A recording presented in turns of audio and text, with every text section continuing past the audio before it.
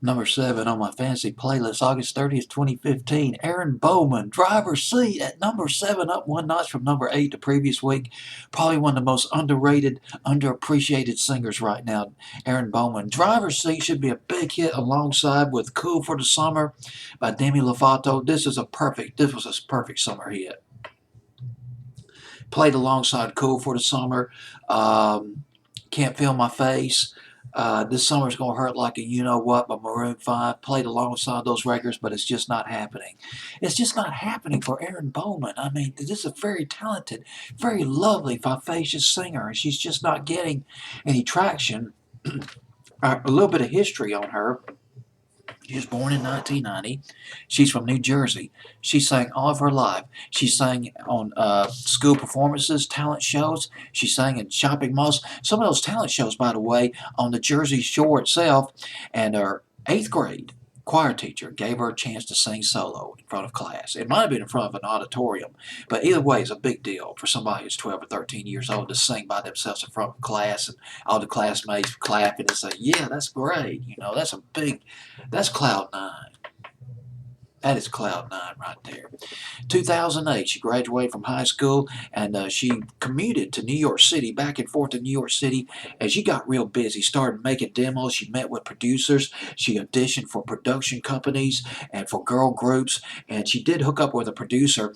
Her solo career started officially in the fall of 2011. Her first release, Problem was a catchy record. I first heard that on XM's 20 on 20 back in early 2012, and I was like, yeah, this is it. It's right on it. It's just great record video, a lot of sass, and just right there in your face, and very again this song is a hallmark of what Aaron Bowman would become as far as the songwriting goes. Pop infectious pop melodies, catchy hooks. Driver's Seat's got that. My goodness, if it was up to me, it'd be top 10. Every top 40 radio station would be rolling that record. But Mr. DJ can only do so much, so let's go ahead and talk about Aaron Bowman some more. Problem was the top 5 requested song on XM's 20 on 20 in less than a month. And she was busy the summer of 2012. I wrote it down in my notes. She toured. She did a lot of heavy touring. She did live performances, radio interviews. She did a lot of promotion. It wasn't like she was idle or anything like that. Let it come to her. She got on it. She got real busy. Worked hard to promote her singles. By the end of the summer of 2012, she had visited 10 states. Visited 10 states and 17 cities. Very busy woman. King Boy. Oh my God. Oh, yes. One of the most satisfying records I've ever heard. Played in the summer, around the summer of 2013. And this song illustrates some vocal maturity on her part. She had quite a range, but that would be illustrating the song that came out a year later. King Boy was another successful record on XM's 20 on 20. Was one of the top 5 singles, most requested singles, top 5 requested singles on XM's 20 on 20 in 2013. And then Hey Summer. Oh, God. Hey Summer was brilliant. God. Aaron, if you're watching this video, you hit a home run with that record. That was one of the most loveliest records that ever come out. Video was fantastic. Where she changes outfits, she's on a couch or something, she changes outfits, and absolutely beautiful. But it's the vocal range. And this time on this record, she expands her vocal range. I've been missing you. I mean, that's the hook. It's right there. The song is it's got loads of charisma in it. It's an anthem. This song is a hit. It's a hit. And it was ignored.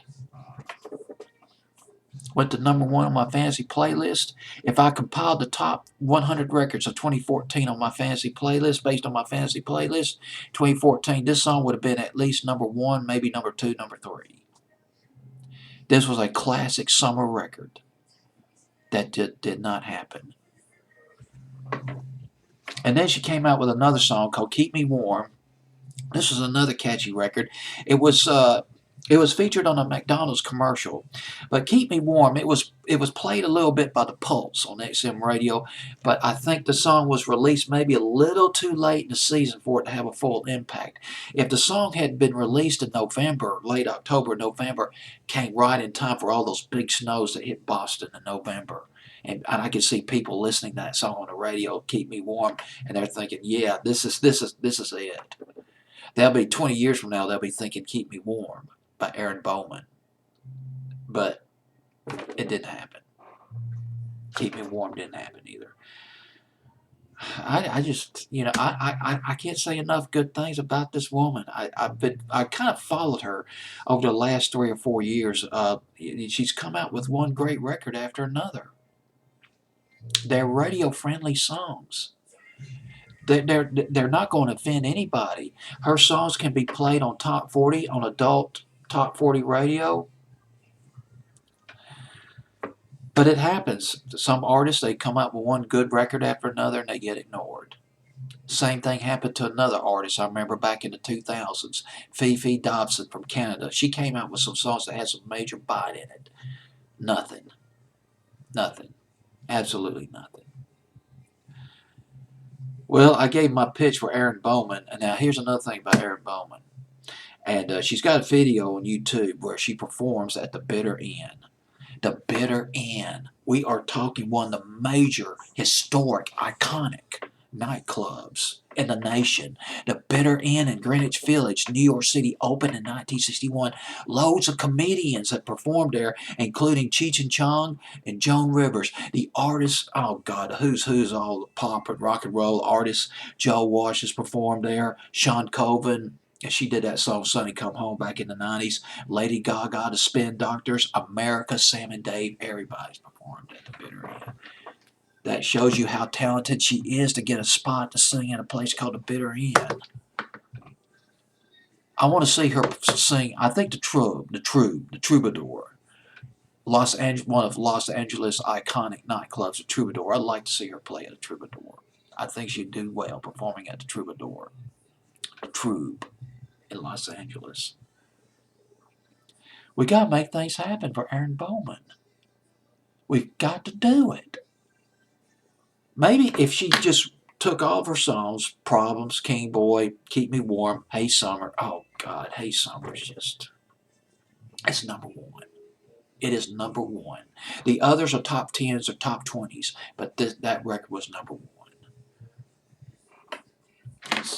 But this is top five. This is definitely top five. Aaron Bowman, "Driver's Seat." Top five, "Driver's Seat." But if she put together compilation albums with the singles that she's released so far and maybe re-release it, promote it. But she's done a lot of promotions on her stuff. That's it. I've talked too much. I wish there was something else I could say about Aaron Bowman. Look, Mr. Program Director, Mr. Music Director, I want to ask you a couple of questions. How will this song, "Driver's Seat" or "Hey Summer," how's that going to offend your audience? How radio friendly do you have to be before you play any of her records? Two fundamental questions. How is it going to hurt your ratings playing her records? How? Two questions. Three questions. Deadgummit. It's 2 o'clock in the morning. All right. This is Aaron Bowman with "Driver's Seat," another catchy record. I eventually got it up to number 5 on my fancy playlist. I think I got it right now up to number 5 on my current fancy playlist, "Driver's Seat" by Aaron Bowman, another catchy record. It's not too late to make this song into a hit.